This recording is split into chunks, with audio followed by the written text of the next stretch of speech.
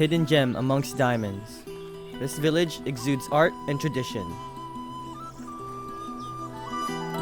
Situated around the foothills west of San Pedro is the quaint lakeside village of San Juan, La Laguna. This town, less traveled, is my favorite around the lake and should be on your bucket list. Here you'll find the atmosphere mellow, the streets spotless, the locals friendly, and the facade artistic.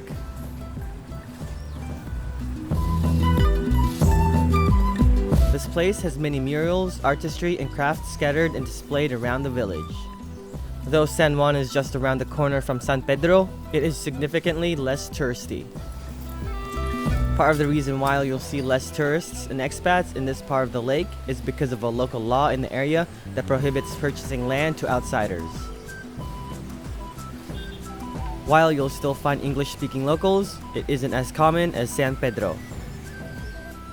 Like many of the villages around the lake, the local economy supports itself from fishing and the agriculture industries.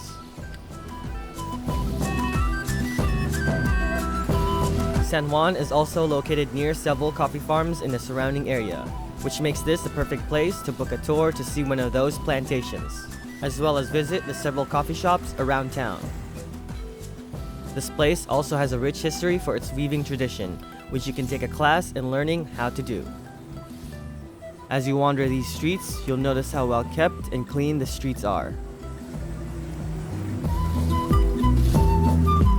Guatemala is touted as the birthplace of chocolate, with the Mayans worshipping the cacao tree, even calling chocolate the food of the gods.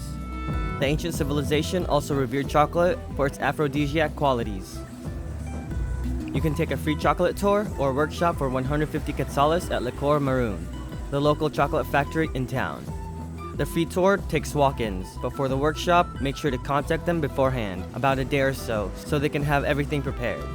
There's also a sacred cacao ceremony that you can book for 150 quetzales.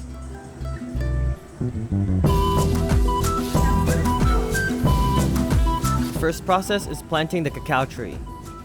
Once a tree bears fruit, the seeds are taken out of the fruit. The cacao fruit itself is edible and have a fruity, sweet, tangy, and slightly acidic taste, such as pineapple or mango.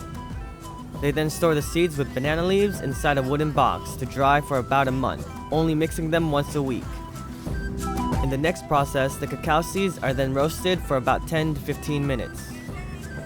After that, the seeds are then peeled to separate the seeds from the husk. The husks are then used to make cacao tea. The husk is the cacao tea rich The seeds, on the other hand, go to the next process of grinding them down. Right?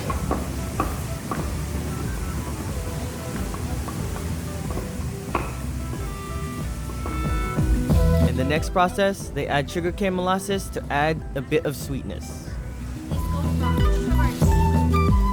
Orange is also added as a natural preservative. With the orange added, it preserves the chocolate for about 3 months.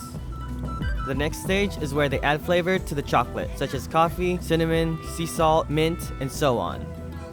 The chocolate factory offers chocolate in all forms, from flavored hot chocolate, chocolate teas, chocolate liqueur, nibs, lotions, soaps, and more.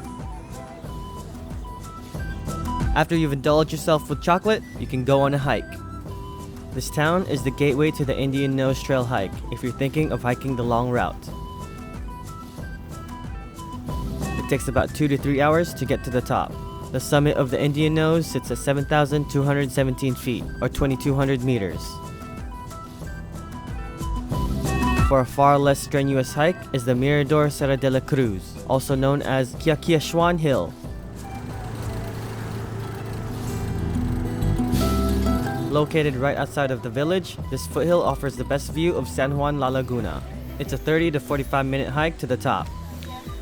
There is a 10 quetzales cover charge to hike up to the top, and it's open from 8 a.m. to 5 p.m. Essentials to bring are a raincoat, rain cover for your backpack, water, sunglasses, a hat, snacks, and a camera. You may be caught in a rainstorm during your ascent, which is why it's important to bring a raincoat while keeping an eye on the weather in the distance.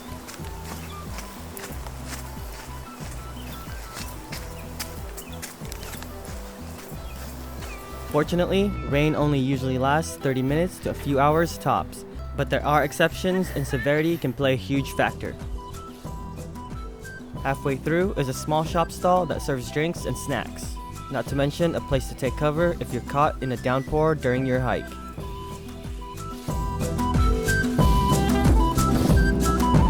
The trail is very safe but does have isolated areas. Robberies have happened here, but only on very rare occasions.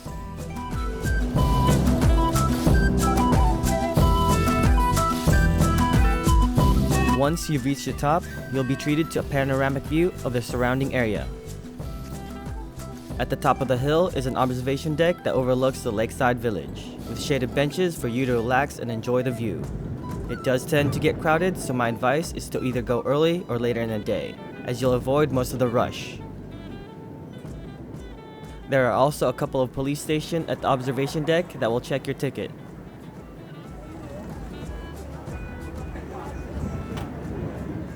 Out in proximity, fog and rainstorm are closing in. This is what to look out for in the distance if you don't plan on getting drenched.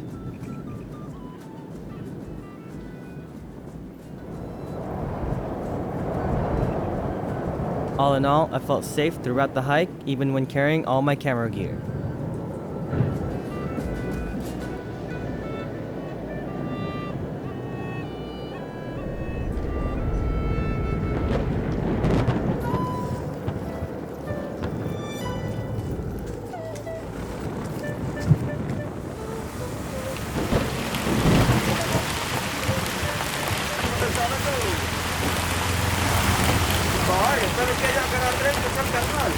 As the thick rain sets, water engulfs roads and pathways.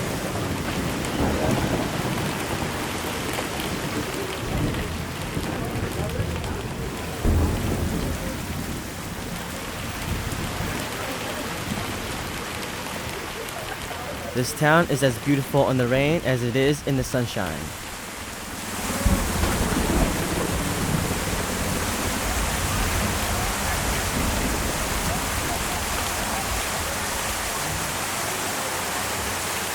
I love the rain, so I don't mind it much.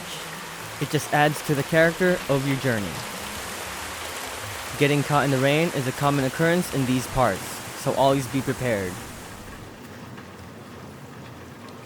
Alright, what's up guys? So I'm here in San Juan. I'm at La Cabana. I stumbled across this by accident. It's a pretty tight restaurant, cafe with a nice view.